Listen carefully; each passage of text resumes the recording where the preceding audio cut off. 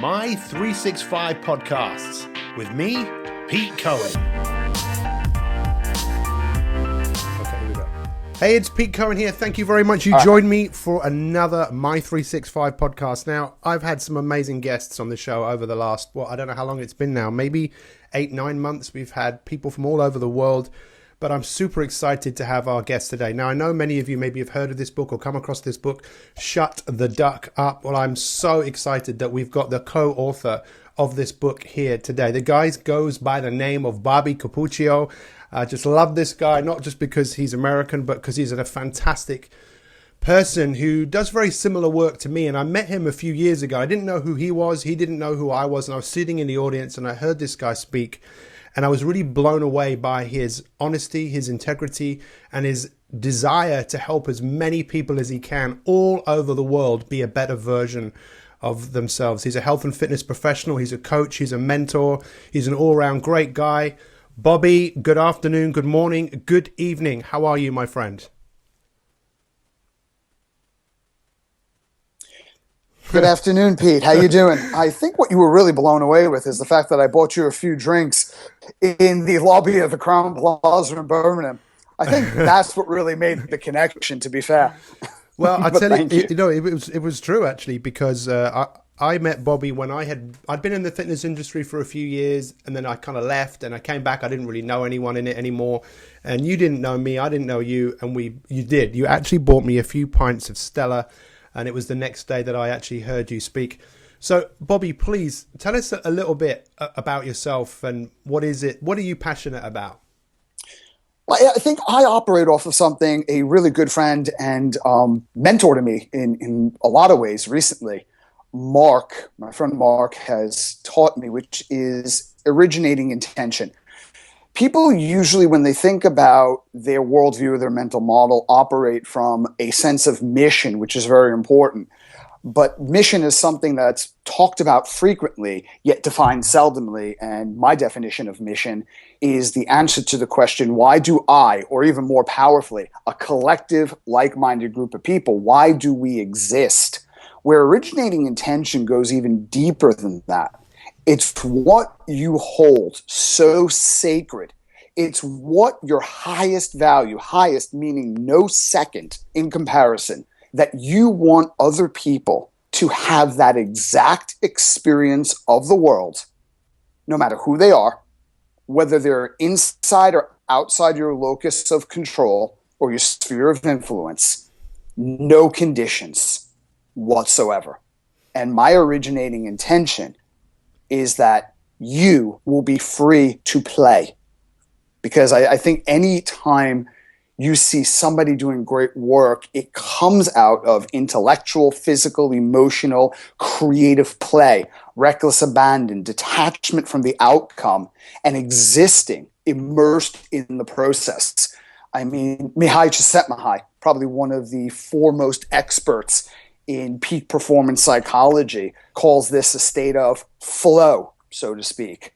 And I think that play is what gets us into flow. And in my opinion, people who create at an extraordinary level are those individuals who engage in flow experiences more frequently. Wow. You know, when we agreed to do this, we didn't really discuss what we were going to talk about, but I did leave you a message and say, Bobby, just tell me what you're passionate about right now. And, you know, this is the one thing for me right now that I'm super passionate about, which is, you know, what is our definiteness of purpose? You talk about Mihai Csikszentmihalyi in the book Flow. Napoleon Hill talks about it. This is the 17 principles and Think and Grow Rich, the definiteness of purpose.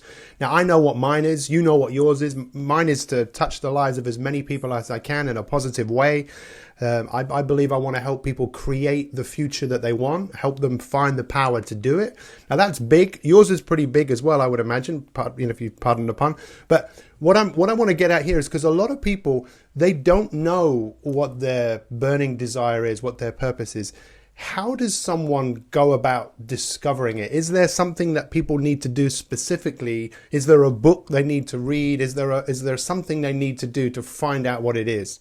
Well, see, that's a really good question because obviously every time you get up to speak, there's somebody in the audience who surely comes up to you after.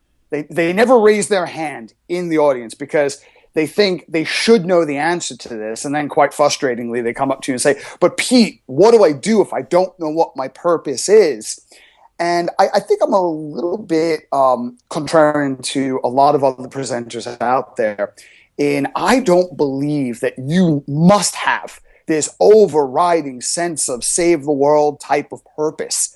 If you're confused about that, there's nothing wrong with you, and that's okay. As a matter of fact, I think a lot of us in our domain and the areas that we touch inside and outside of our industry, we create that problem because we almost set up the rules where you need to value what I value.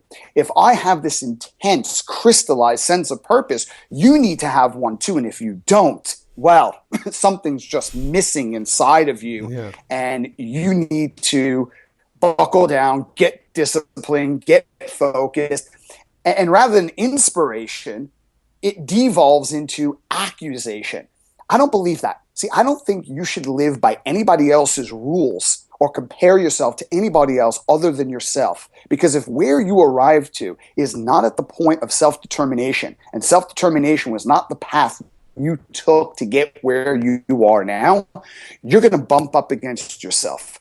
And you're going to wage constant battle between what you want to do and what other people think you should do. Kind of like Tony Robbins says, people spend their life shitting all over themselves. Yeah. And I think that's kind of what most people do. And if you don't have a sense of, well, this is my resolute purpose, I think a better question is, what do I most highly value? Because when you can identify your values, not the values that your parents had for you, not the values that your teachers or your peer group or society or what you think your next door neighbor values, and wow, they're doing kind of okay. Well, let's keep up with the Joneses, but what you truly want, once you identify that, and you identify an originating intention. What is it that I hold so sacred? Maybe it's the time I spend with my kids. Maybe it's the time I spend on a canvas and nobody even knows that I'm doing this, but I get to play with reckless abandon. I want everybody to have that experience in whatever canvas is analogous to their life, in whatever situation, whether it's kids, whether it's job, whether it's hobby. I want them to experience what I experience because I don't want to keep it for myself. Because when I give it away, I get to live immersed in that thing in abundance. When you identify that, I think purpose evolves from that space. Yeah, I agree. Yeah, you're right. But if you don't know exactly within a well-structured, pithy little sentence, that's okay, because you do know what you value most highly. Yeah. And I think where you can find this is if you had a year to live, you were diagnosed with a rare terminal disease where you weren't going to get sick progressively over time, but you're going to burn out. You're going to burn brightly and like a light bulb just go out 1 year from now. How would you spend that year? I hate the question, well, what if today was your last day on earth? How would you spend it? Well, you don't want to spend any time like that, because I probably, wouldn't shower. I wouldn't go to work. I wouldn't do things that are probably a good thing to do. But if you had 1 year, what is it that you would spend your time doing? Or if you hit the lottery and time and money were no longer an issue for you, who would you spend your time with? And more importantly, who would you never see again? Who do you entertain? What would you do? And I think a better question is, what would you never do? And that's kind of starting to narrow your mental filter in terms of what you truly value, because people confuse values with social ideologies. Well, I value honesty and integrity. Well, of course you do, as opposed to what? Yeah. Dishonesty, thievery, and ruthlessness, although that sounds kind of fun when I say it out loud. But ideologies are the thread that interweaves the fabric of our society together. They're important. As a matter of fact, they're indispensable. When they go away, society collapses. But I'm talking about something deeper, which is, what do you have a personal, visceral affinity for? Wow. So it's the whole values thing, right? It's what's your That's what I'm saying on that subject.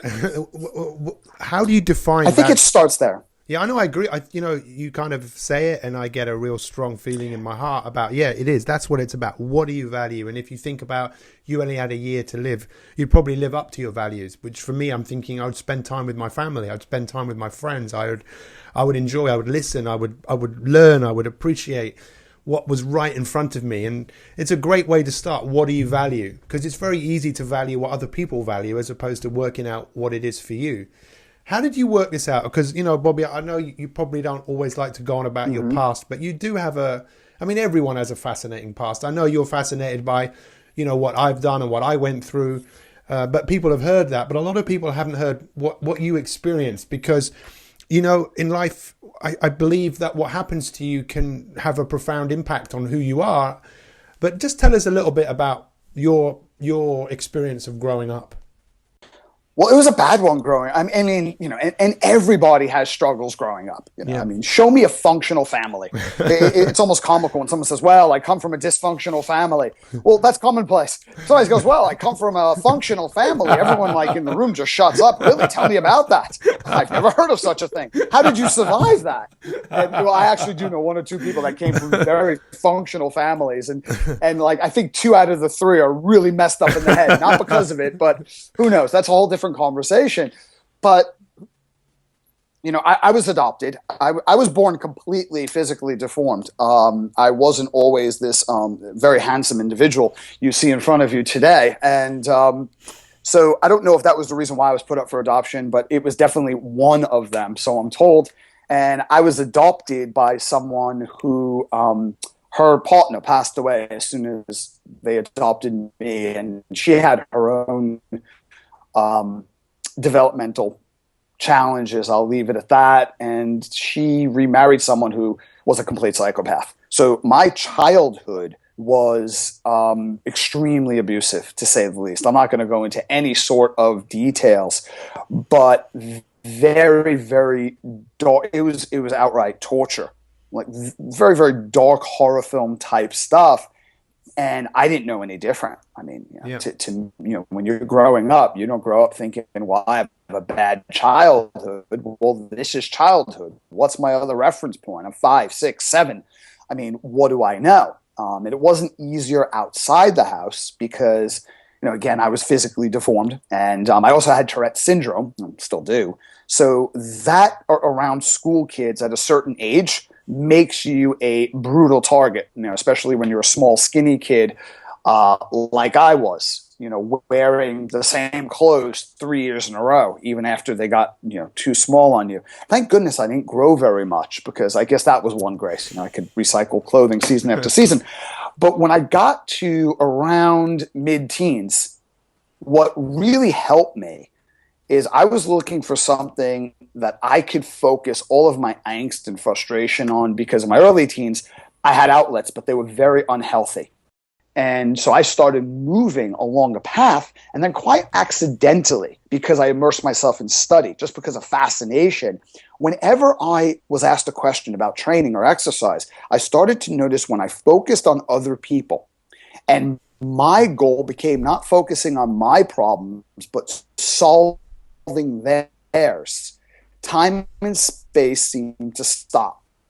And I was no longer focused on what I was going through, the pain I was suffering with. And that was my first hint that by helping other individuals, you help yourself. And the only way I was going to get what I wanted, which, a lot of times was pain relieving, not goal achieving, was to focus on how I could help other people identify what they wanted in the fitness domain at first and elevate themselves to the type of person with tools, insights, resources to be at their most resourceful in becoming that and achieving that. So that's how I got started. And I just started working in a gym as a trainer, and I wanted to get in front of as many people as I possibly could because, for one, I became passionate about helping other people. Number two, when I was in front of someone who was overweight and felt a sense of shame, I was never overweight, but I grew up physically deformed. I needed 4 major reconstructive surgeries.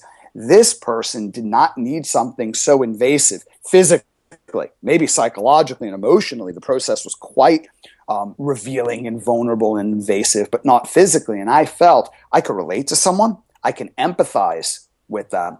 and I didn't feel for them, which is sympathy. And that's a way of looking at someone as a victim, and I think it's disrespectful, but I can empathize and feel with that individual and lead them through my past experiences vicariously just as far as they needed to, and still until they adapted a modicum of belief for themselves.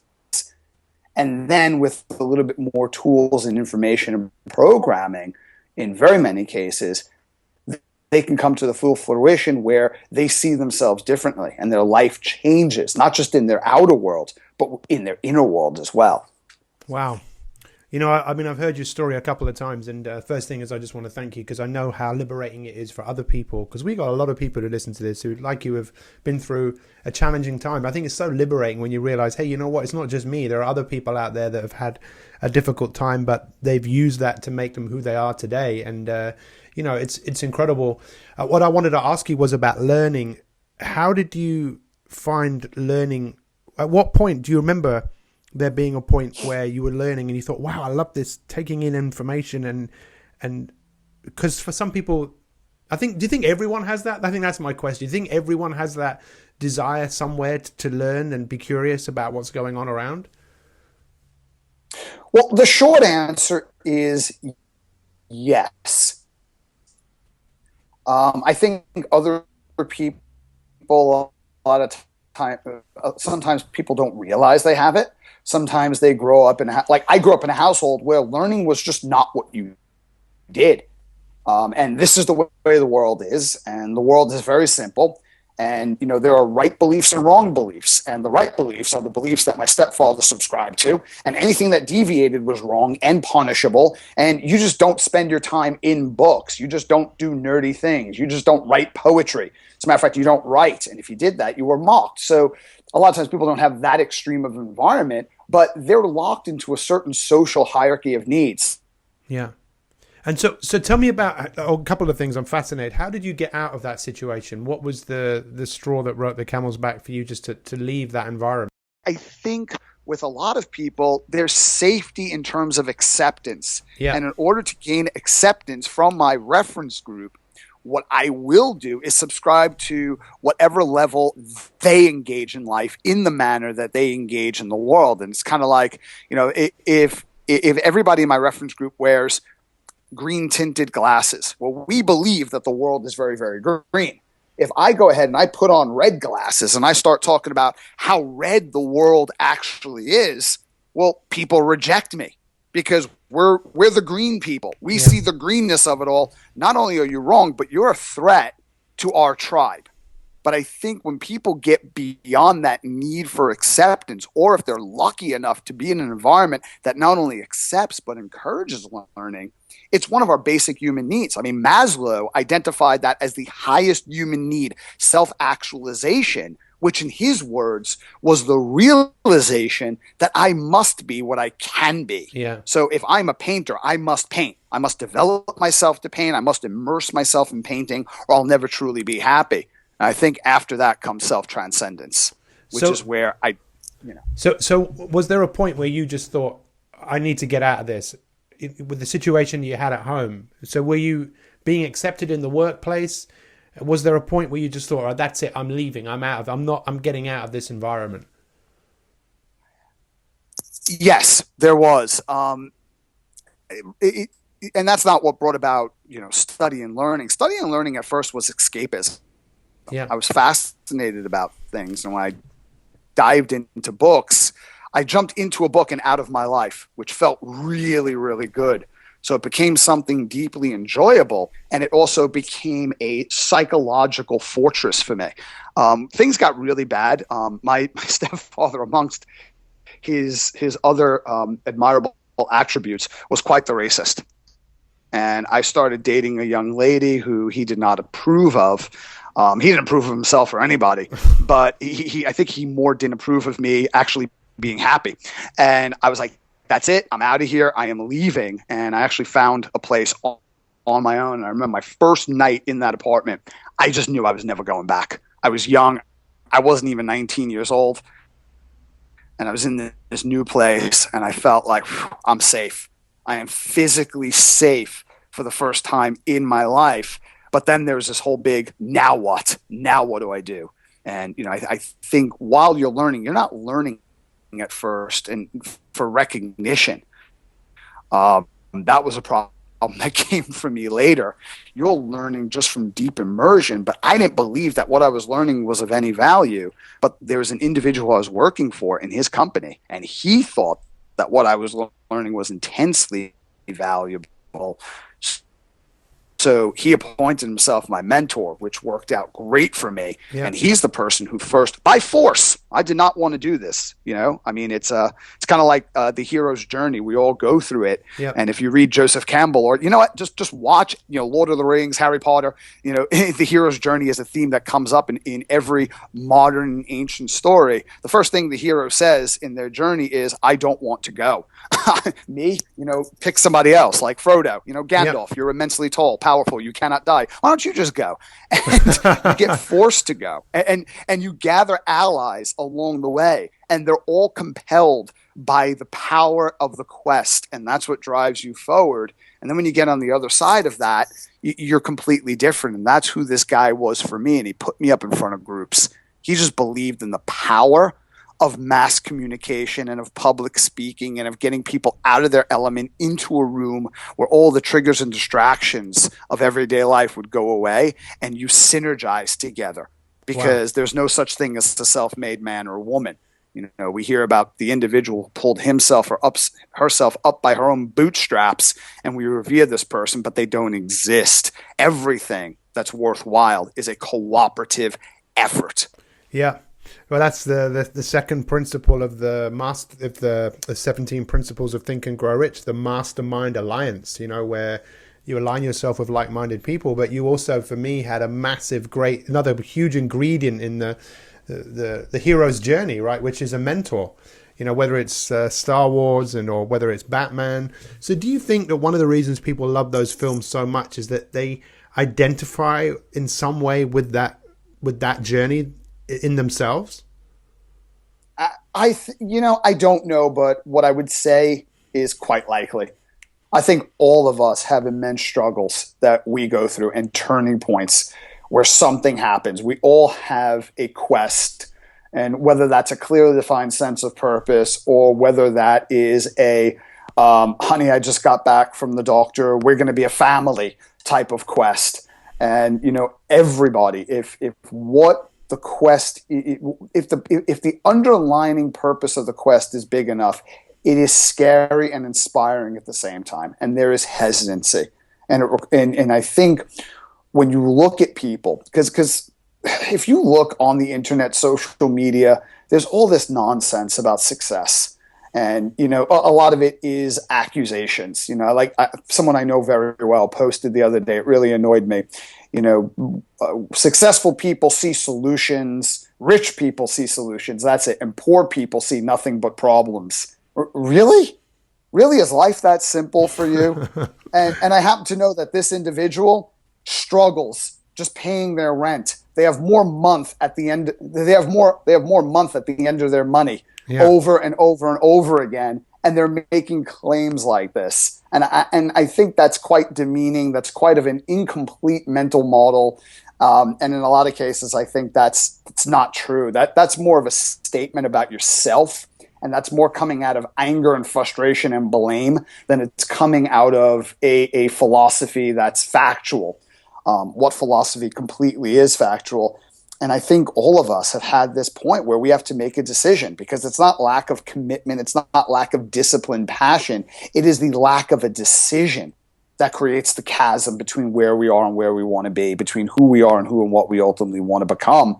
And when you make that decision and you leap across that chasm, you get discouraged along the way. But then you find people and allies that come along, and they carry you, they encourage you, they serve as models for you. And then at some point in your life, there's this huge abyss, and you're going to have to stare into it. And that's the point at which a lot of people have to make a decision. Do I go forward in the absence of a guarantee, or do I turn back and go to the place from which I came? And when you cross that abyss, It's not that you're in a different place before. You are now a different person than you were before. You cannot go back, because the place from which you came, not only is that not the same, but you are not the same. And I think we all go through that. And granted, we don't have a life like Batman. I mean, that would be really cool and exciting. But, you know, somebody who's going to work every day and they stand for something and they're raising a family, all right, you're not fighting villains like the Joker. That would be a hostile office environment, to say the least. But what you're doing is quite significant and is quite extraordinary. So yeah, I think it's quite possible that the reason why story captivates us and legend captivates us is because we project ourselves into that story as the protagonist. Yeah, it's absolutely fascinating to hear someone who, we obviously come from quite a similar sort of place in the way that we want to help people, and it's fascinating when you hear someone say back the sort of things that you say to other people yourself. It kind of reiterates the importance of kind of awareness, and that's kind of the first step, isn't it? If someone really wants to change, is to become aware of where they are, how they feel about where they are, and like you said before, what is it that they want. But I suppose the question I wanted to ask you is, why do you think a lot of people kind of, I mean, let's talk about Shut the Duck Up. So we both know that when we started talking about this book, that we were talking about, you know, the constant quacking inside their head. You know, why is it that people tend to talk to themselves in a negative way? Is self-sabotage one of the biggest reasons that holds us back, or is it the fact that we fail to tap into the power that we have to make things happen?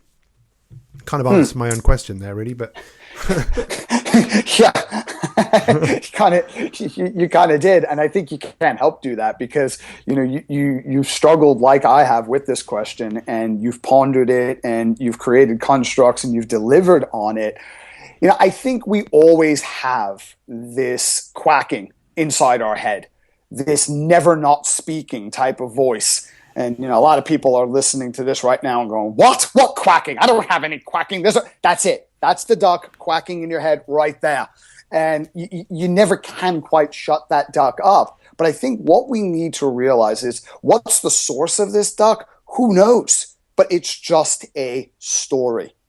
Even the most factual story has elements of interpretation when it comes to our life. As a matter of fact, if you would go through the neuroscience of recollection, of what it takes within our neural networks to retrieve a memory, you would know that it's impossible to accurately recall any detail of your life. In order to decode a stored memory, you have to change it to a small, subtle degree. And the emotional state you're in, and the biological state, level of fatigue, etc., determines how much that memory is distorted. So even the most factual autobiography has an element of fiction.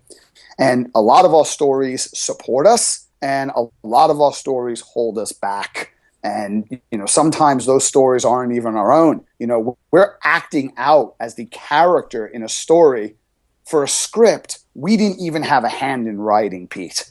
And this is somebody else's script that's been handed down to us, and we just accepted it. So sometimes the quacking is of another duck, and we have to discern that. Hey, is this really me talking? And even if it is talking, you know, so what?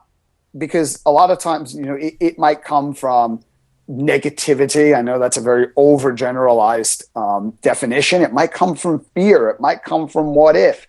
You know, that quacking might serve to protect you, but I think you can question it. And I think if you observe that you are not your duck, they're two separate things, and you can ask yourself, well, hey, is that true?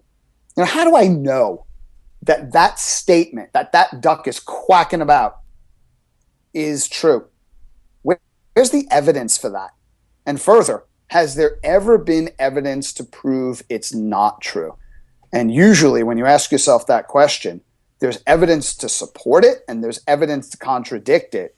I think a deeper question is, what is going on right now? What's the intention of this duck in my head that it would choose to biasly select references to support its argument, but it would completely ignore arguments against itself? So you always have this duck operates off a confirmation bias. And another question you can ask is, what if it weren't true? If it weren't true, would it change the way I perceive the situation, or would it change what actions I take? And if not, well, who cares? And if so, what would you do if that was not true? As a matter of fact, whatever the duck is quacking, what if the opposite were true? What actions would I take? And which one of those options, write them down, is the safest, where you can execute immediately? Go ahead and do that. So it's not like, okay, if I do this, I lose my relationship, I lose my job, they take the car, the house, but there's acceptable consequences. Let me just step out in opposition, providing that the direction I'm going is aligned with what I truly want. And this way, when you could question your duck, because your duck is very reactive, doesn't usually have a lot of logic and well-formed arguments, nobody does when they're operating purely emotively. Like if you're at a table over the holidays and, there are conservative and liberal people at the table and they're screaming at each other, as they scream and make up facts and create emotive arguments, no one along the course of an evening is becoming more convinced. They're becoming more and more resolute in their opinions, yet they're still engaging in an argument, not a debate. Debate is set out not with the intention of victory, but with the intention of higher understanding. Arguments are set out with the intention of winning, which means overriding autonomy, meaning they're unwinnable. So you're seeking that which is unattainable. And a lot of times we do that with our duck. And if we can challenge our duck, not with arguments, not ignore him because he's not going to go away, but question him and break this down, and then use that questioning as a way to strategically step out and make decisions that provoke actions, because consequences are in direct correspondence, not to commitment, not to the quacking in our head, but to the actions we measurably take. I think, we can succeed despite the duck in our head. It's, I watched a trailer for the film coming out about Usain Bolt, and it's fascinating because you see him say, because no one really sees what he does behind the scenes. They don't, you don't really see that. You just see him running really fast. But then when you watch, you see how hard he trains. And even I was a bit shocked, like, wow, it doesn't really come that easy. And he said, imagine not. No, and he was saying, every year he questions himself, has he still got it? Will he still run fast? But then you can just see another side of him just go, no. I'm listening, but I'm not. And it's like, Bobby, I think you would have been a brilliant lawyer, because you very much about logic and more about just becoming more aware and questioning rather than taking everything as fact. And the lawyer that often wins is sometimes the lawyer that you pay the most money to. And I think that the more attention that you pay to the negative side of you, and the more you kind of listen and take it on board, then the more you could be a victim to it, rather than, like you say, ask better questions, and you might find that you get a better answer. I don't know about you, but I would love to do another podcast with you, because I feel there's so much that we could share. We haven't even touched on the insides of this brilliant book that that we wrote, and I would love to do that. And I'm sure that many of our listeners all over the world would love to find out more about Bobby and Bobby's words of wisdom, because you really you make it seem so achievable, and it is, because you've changed and I've changed, and we know loads and loads of people have changed. And I just want to thank you so much for your time. We've been talking for like over 35 minutes now, and it seems like we've just been talking for 5 minutes, It has, and just to put you on the spot, what I'd recommend is, because if you look at the book, Shut the Duck Up, it came out of our insistence that people reject a philosophy imposed upon them that they had no say in. Make your own rules, choose your own path, create your own life story through the process of play. One of my favorite quotes is by the poet Charles Baudelaire in the 19th century, and you'll know it when you hear it, where he says, "Get drunk." It's actually in our book. Get drunk. This is the great imperative. If you do not want to feel time's horrid fatal bruise upon your shoulders, grinding you into the earth, get drunk and stay that way. And then he goes on to say, on what? On wine, poetry, virtue, no matter. Just get drunk. So find what intoxicates you. It doesn't have to be like, wine and you Drugs. don't drink yourself into self-destruction, although he certainly chose to do that a bit. But it could be family, it could be learning, it could be your occupation. Find what intoxicates you, not what other people impose upon you in terms of their own rules, and live from that space. So I don't know if it's a rejection of authority on my part, or if it's the rejection of people being told they have to fit into someone else's framework of what's acceptable. And then through a life of what Henry David Thoreau called quiet desperation, we pursue that, always striving it, never arriving at any form of fulfillment, because the path which we are running down, struggling through, was not the path that we ourselves chose. We could do a series, if you want, on Shut the Duck Up, where we pick apart chapter by chapter and say, well, what did this mean? Because they're short, really succinct chapters, but there's a lot of depth behind those. Well, listen, I would love to do that. And I think the challenge I'm going to throw out to everyone that's listening to this is the more people that go and like Bobby and follow Bobby on Facebook, if we get, let's say, I don't know, 50, 100 of you go and like him, then I don't know, I'm going to throw out the gauntlet that we will then do a whole series of podcasts and we will pick apart this book and share more inspiration and wisdom to people all over the world, because our missions are quite aligned. We want to help as many people as we can play and get drunk on life. It's funny, isn't it? Because I think that's why a lot of people do get drunk, because they get pleasure from it, but it's great to get pleasure from things. But it's great to get pleasure where you also get meaning and you get engagement, and you can remember what you did the next day as well. Yes. Now, we're not suggesting that there's anything wrong with being fond of a pint. Yeah. We're just saying, of course, you make that decision.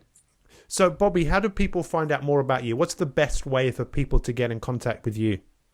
Well, I'm redoing my website right now, because my current website is absolute outdated and rubbish, to be fair. I'm on social media. I'm on YouTube, Facebook, Twitter, Instagram, all of the basic, channels and mediums that the kids are excited about today.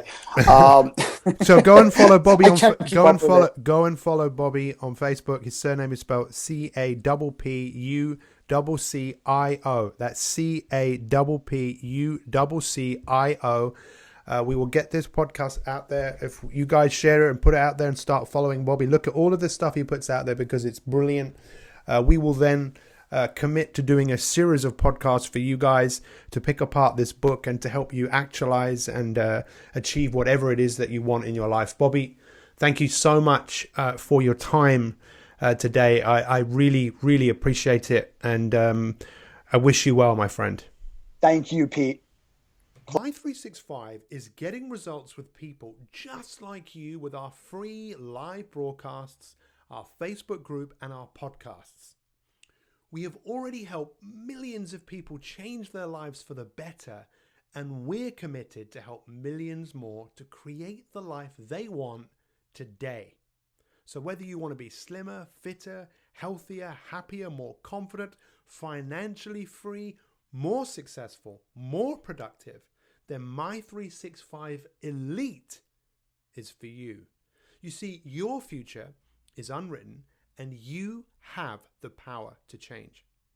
And as you start to see changes, the thirst for more grows, and your desire to get more results grows with it. And that is why I would like to invite you to join My 365 Elite. My 365 Elite is all about providing you with a way to embark on a game-changing voyage of self-discovery and success. You'll do more, discover more, and achieve more. You'll optimize your life, and you will have access to my coaching knowledge and experience in a structured way, but with the freedom to fit it around your own circumstances. That is what our membership program is about. So head over to my365elite.me.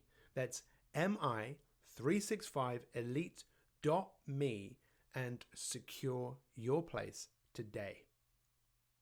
My 365 Elite is only open for people to join for a limited time period. So head over now to find out more and secure your space today. I hope you enjoyed this podcast, and if you want more free inspiration to optimize your life so you can achieve your goals in all the different areas of your life, then visit my365.me. That's mi365.me and sign up to 365 days of free coaching with me, Pete Cohen. Thanks for listening and have an awesome day.